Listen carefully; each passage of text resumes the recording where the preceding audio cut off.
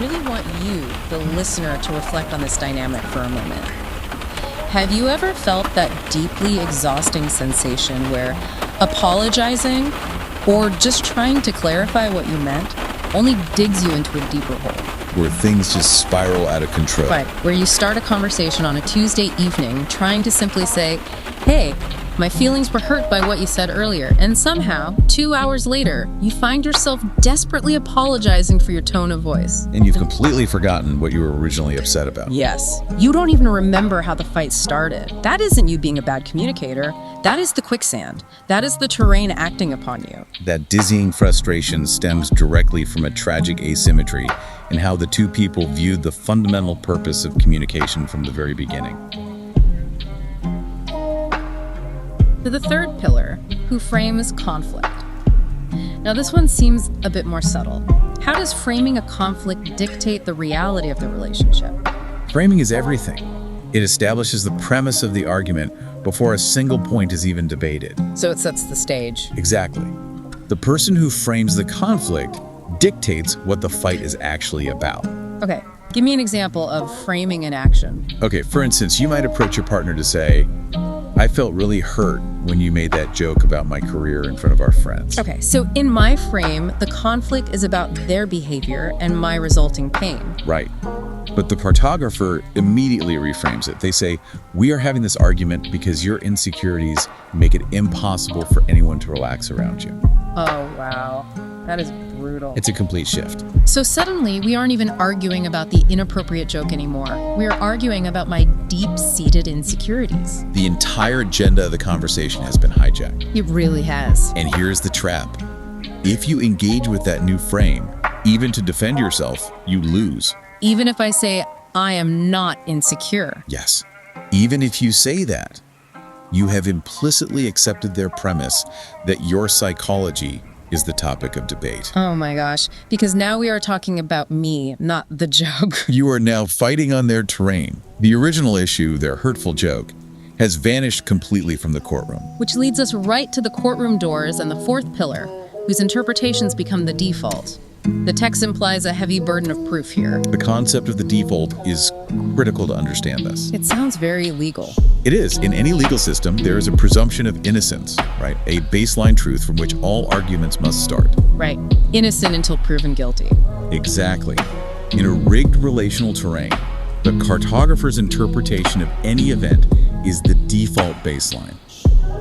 It is treated as the established fact of the universe. And my interpretation? Your interpretation is treated as a wild, subjective accusation.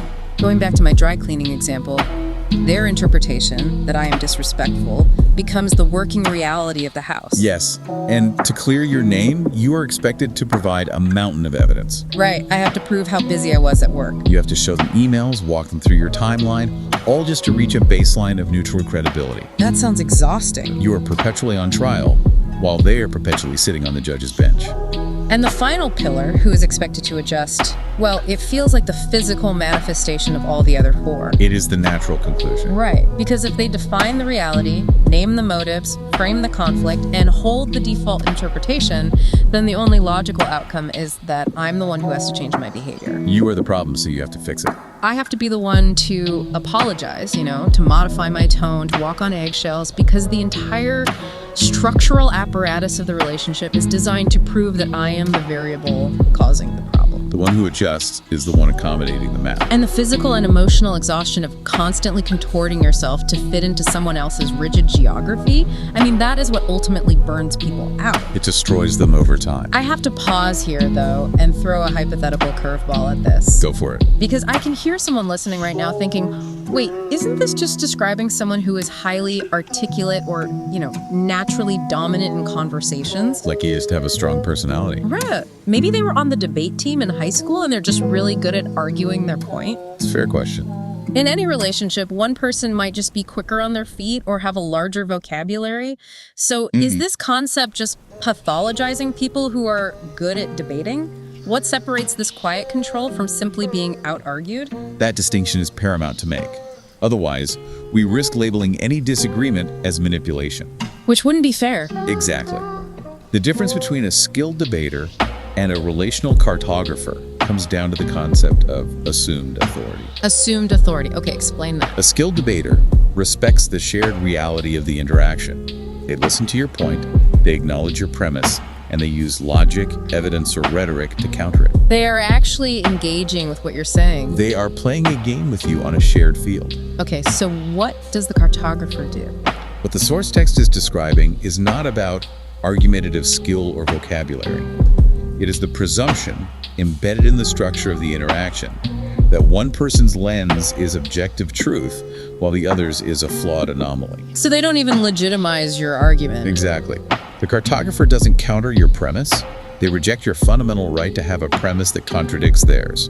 It's the difference between trying to win a tennis match by hitting a better shot versus like stopping the game to physically redraw the lines of the court so that your opponent's ball is suddenly out of bounds. That is exactly it. Assumed authority. It isn't that they out-argued me, it's that they assumed the position of the referee before the match even began. Yes. And when one person secretly controls all these pillars, the other person is operating under a profound illusion. You think you are in an equal partnership. You think you are playing tennis. Well, that you aren't. Right. And when that illusion shatters, the text points out that it triggers a highly specific, devastating emotional response. It states, that's why it can feel like betrayal.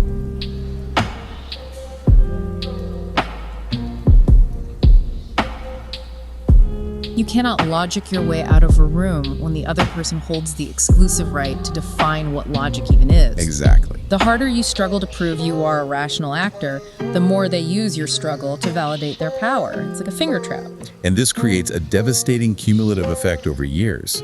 Your cognitive load is entirely consumed by trying to crack their code. You just spend all your time thinking about it. You spend hours planning conversations, writing scripts in your head, trying to find the perfect combination of words that will bypass their defenses and finally make them understand your perspective. But the code is uncrackable, isn't it? It is uncrackable because the lock changes every time you speak. Is the person establishing narrative jurisdiction intentionally being malicious? Are they sitting there, twirling a villainous mustache thinking, I will establish my jurisdiction today and slowly crush their spirit so they never leave me?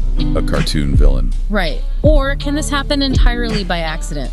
Because I have to imagine some people doing this genuinely think they're just communicating. That touches on the complex intersection of intent versus impact. Because the impact is awful either way. Yes. But if we return to the very first sentence of the text, it deliberately calls this a quiet control that rarely announces itself. While this behavior can absolutely be malicious and highly calculated, which we frequently see in dynamics involving narcissistic personality traits or intentional abuse, it is very often driven by a subconscious entitlement. Subconscious entitlement. That is a fascinating phrase. Walk me through the psychology of that. The cartographer often operates under the genuine, unexamined assumption that their view of the world is the objectively correct one. They just think they're right. They don't conceptualize their actions as controlling you. They conceptualize them as correcting you. Oh, like they're doing you a favor. They believe they are educating you on how reality actually functions. Where does that come from? Psychologically, this often stems from profound cognitive rigidity or a deep-seated intolerance for cognitive dissonance. Meaning they can't handle conflicting truths. Exactly. Holding two competing realities at the same time, acknowledging that you are genuinely hurt while they genuinely meant no harm, requires a high degree of emotional flexibility. Which they don't have. If they lack that flexibility, your differing perspective feels like a literal threat to their psychological stability. It feels like an error in the universe that must be eradicated. So imposing their map onto you feels completely natural, necessary, and even benevolent to them, even as it suffocates you. Yes. They think they are the voice of reason. That almost makes it more terrifying. It really does. I mean, if they were doing it with pure malice, you could at least point to the malice and recognize them as an adversary. But when they are erasing your reality with this calm, paternalistic, I'm just being logical energy, it makes you feel completely unhinged. Because they look so put together. You start thinking, well, maybe they are the logical one. Maybe I am just messy and irrational. And that leads directly to the most devastating consequence of this dynamic. Once this narrative jurisdiction is fully established, and once it solidifies over months or years of subtle conditioning, a permanent role is assigned to both parties. and something terrible happens to the listener's fundamental sense of self. It gets completely eroded. The source text lays out this consequence so starkly. It says, once one person becomes the permanent cartographer of the relational terrain, the other gradually loses